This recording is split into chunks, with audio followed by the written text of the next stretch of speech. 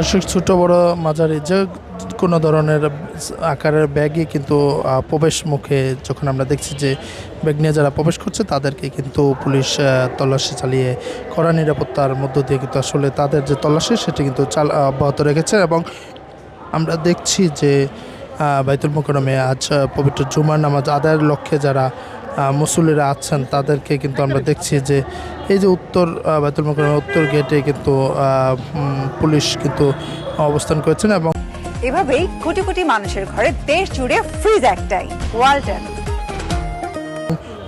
শুধু উত্তর গেটে যে পুলিশের অবস্থান, এখানে কিন্তু আমরা দেখছি যে অনেকেই গাড়ি নিয়ে প্রবেশ করার চেষ্টা চালালে পুলিশ কিন্তু তাদেরকে বাধা দিচ্ছেন এবং এই গেট দিয়ে প্রবেশে তাদেরকে বাধা দিচ্ছেন। এবং অন্য পাশের যে বাইতুল মোকাররমের যে মসজিদেরও অংশবিশেষের অর্থাৎ উত্তর গেট যে পরের আরও দুটো উত্তর গেট রয়েছে, উত্তর পাশে দুটো গেটের পরে যে গেটটি রয়েছে সেখান দিয়ে কিন্তু পার্কিংয়ের জন্য বলা হচ্ছে। এবং আমরা দেখছি যারা গাড়ি নিয়ে প্রবেশ করছেন তারা কিন্তু অনেকেই গাড়ি রেখে তারা নেমে যাচ্ছেন। এবং সব মিলিয়ে বলতে হচ্ছে যে এই যে কড়া নিরাপত্তার মধ্য দিয়ে জাতীয় মসজিদ বাইতুল মোকাররমে প্রবেশে মুসল্লিদের জন্য যে পুলিশের যে তৎপরতা, সেই তৎপরতা কিন্তু আমরা লক্ষ্য করতে পারছি।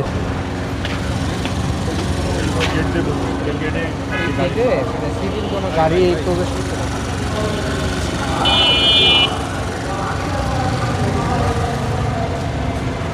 বুঝলাম না, এটা বললেন আপনি।